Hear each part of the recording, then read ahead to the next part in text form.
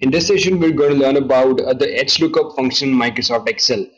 And to give you a demonstration of the HLOOKUP function, I have this small table prepared over here, which is simply a representation of numbers in the first row and text in the subsequent rows over here.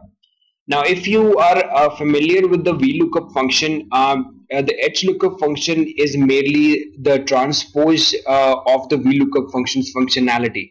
So that is that the VLOOKUP function, which is applied vertically in Microsoft Excel, the HLOOKUP function is applied horizontally in Microsoft Excel.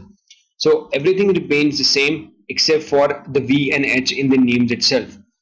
So I'll begin by putting in the equal to sign and then typing in the HLOOKUP in this, and again it gives me a familiar argument list as it used to give me in VLOOKUP function, and it asks me that I need to put in four values, and the first value being the lookup value.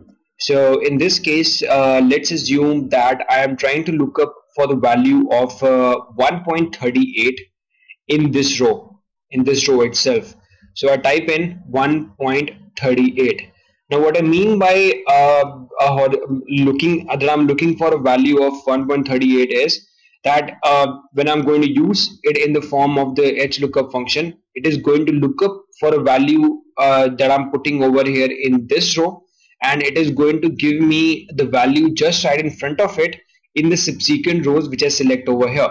So say I want Excel to look up for the value of 1.38 and give me the corresponding value in the second row to it. The third row from it. So this is the first row, second and third row.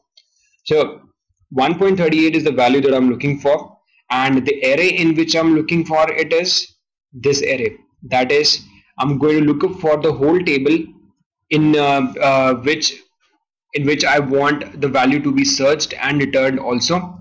And please make sure about this fact that 1.38 value is going to be searched in the first row only and not in the subsequent rows. But what I select as the third argument over here, the row index number, will determine that whether in this case R is going to be returned or C is going to be returned.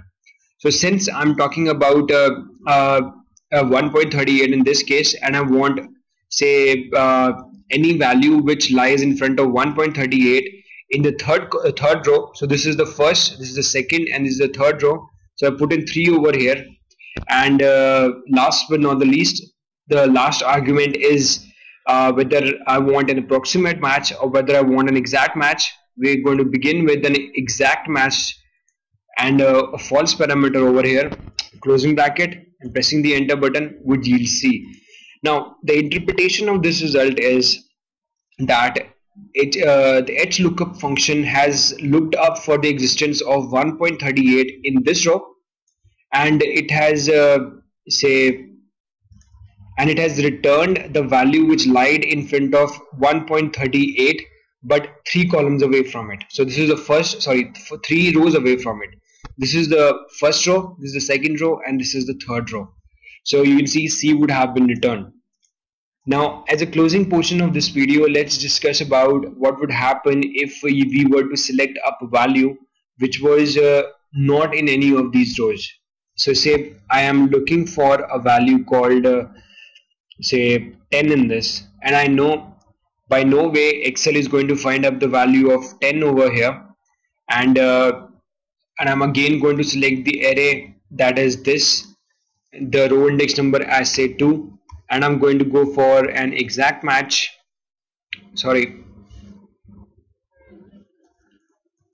false over here, and a closing bracket, and pressing the enter button would give me error. This would indicate that such kind of values did not exist in my table. So we are going to look up for a possible remedy in the next session about HLOOKUP, and thank you for watching.